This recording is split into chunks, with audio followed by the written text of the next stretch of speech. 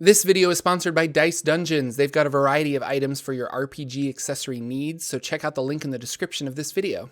Hello everybody, Jordan here. The PH is silent. This is a difficult video for me to make. I feel like the subject is both too large to tackle and too narrow to find anything interesting about. But as I start working on this, we'll discover the different human cultures throughout Faerun. It's going to be a two-parter episode as there are just too many human cultures to cover. Hopefully it'll hold your attention. Let's dive in. Humans have been around for a long time. They are credited with being one of the creator races despite being ape-like and primitive. Being listed as a creator race means that they were one of the 5 original races on Toril, with creatures such as elves and others coming later, who are thought of as not native to Toril. Humans have no unifying creation myth and are probably as old as Toril itself. Something odd is that humans, although native to Toril, are also native to other worlds, and various human tribes have been brought to Toril through portals. Humans have relatively small lifespans in the eyes of dwarves and elves, but it is because of their short lives that humans accomplish so much. With their limited years given to them, humans become mighty kings or great wizards, building kingdoms and empires. Humans have spread out across Toril, and the environment has shaped them. Ethnic groups have evolved with different cultural, linguistic, physical, and religious traits, many of these groups having descended from ancient human tribes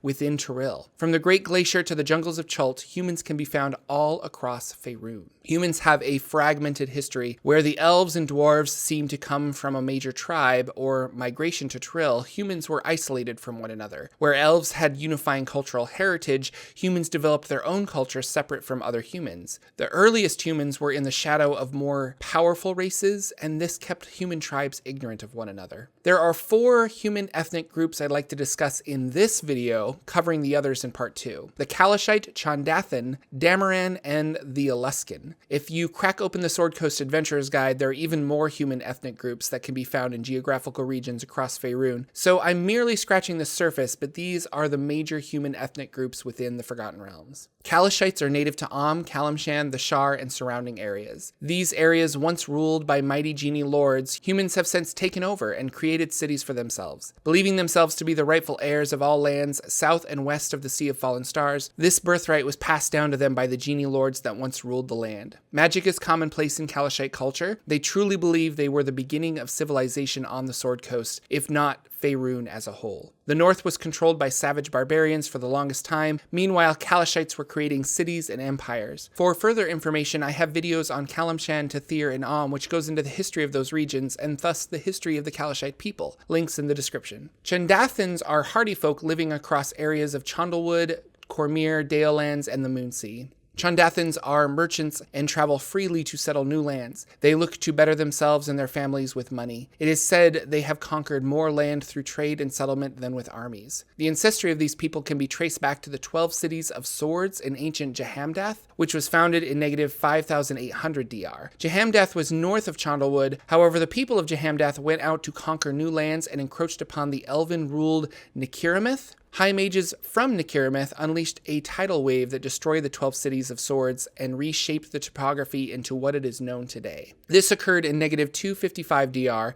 and the humans were forced to leave and colonize lands throughout Faerun. The elves hoped to stop the humans, but through their actions helped spread humanity across Faerun. More migrations occurred throughout history, and Chondathan culture was formed through the generations that colonized the nearby lands. Although the Kalashites, the Amaskari, the Milan, the Netherese, they each forged some of the greatest human empires of Faerun, it is the Chondathans whose culture now dominates. This empire was spread by commerce and coin. Up next is Damaran, who live in the regions of the Moonsea, Narfell, Thesk, and Damara, northeastern Faerun. These people are the living remnants of the ancient Narfell. Narfell was a kingdom ruled by evil priests that maintained their power through blood pacts with demon lords. This kingdom was destroyed in negative 160 DR through a decade-long war with Ramathar, another human kingdom. Since the destruction, the tribes merged with other humans into the Damarans. The church was central to the lives of the Damaran people. They take morality very seriously and live a disciplined lifestyle. No surprise, they have a strong affinity for divine magic and priestly lifestyles. Aluskans, also known as Northlanders, are the seafaring warlike people of the Sword Coast North. They reside in the High Forest,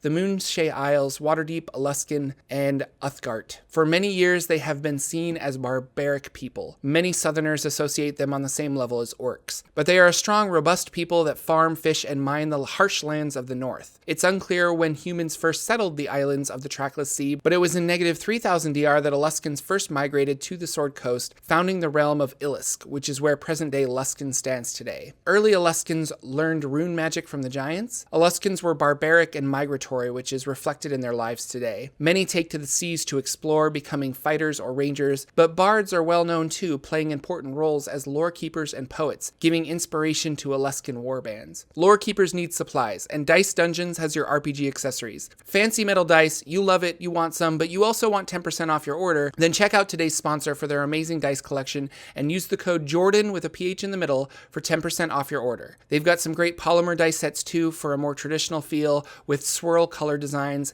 and a mystery dice set. It's like a Christmas present for yourself. And that's where we'll end today, covering the rest of the human ethnic groups in a second video. It was just too much to cover in one video, so stay tuned for part 2 where I discuss the remaining groups. Special thanks to my patrons on Patreon that keep these videos going. You are amazing, so thank you. I hope you discover a human ethnic group you like and build a themed character around it, like a Chandathan merchant rogue or a Demaran priest that is maybe a secret warlock.